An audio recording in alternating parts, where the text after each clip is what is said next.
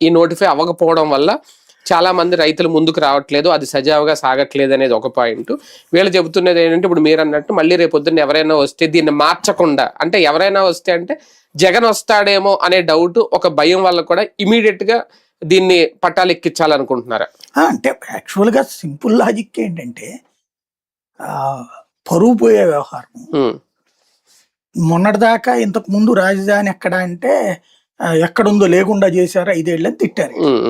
రాజధాని లేకుండా చేయడం ఏంటి? అప్పుడు నేను అంత ముందు డిబేట్ లో కూడా చెప్పాను, మన మీద కడుపు మంటతో కొంతమంది చేత యూట్యూబ్ మేధావులతో స్టేట్మెంట్లు ఇప్పించారు, దట్ నోటిఫై అయిపోయింది, చట్టబద్ధత ఉందని మహా మేధావులు కూడా చెప్పారు. మరి ఇప్పుడు ఎందుకు చట్టబద్ధత ప్రయత్నిస్తున్నారు? చెప్పింది రైట్, వాళ్ళు చెప్పింది రాగానే కదా. కానీ వాళ్ళు మేధావులు అయిపోయారు, మనల్ని ఏదో చేసే ప్రయత్నం చేశారు. ఆ రోజునే నేను చెప్పా, ఆ రోజున రాజధాని ఉంది మనకి హైదరాబాదు. 2024 వరకు రాజధాని, 2024 జూన్ 2తో మనకి రాజధాని లేదు. 22 నెలలుగా రాజధాని లేని రాష్ట్రం మనది ఆంధ్రప్రదేశ్. ఈ 22 నెలలు మన దరిద్రం ఏంటంటే, 22 నెలల పాలనలో రాజధాని లేని రాష్ట్రం నడుపుతున్నాం మనం.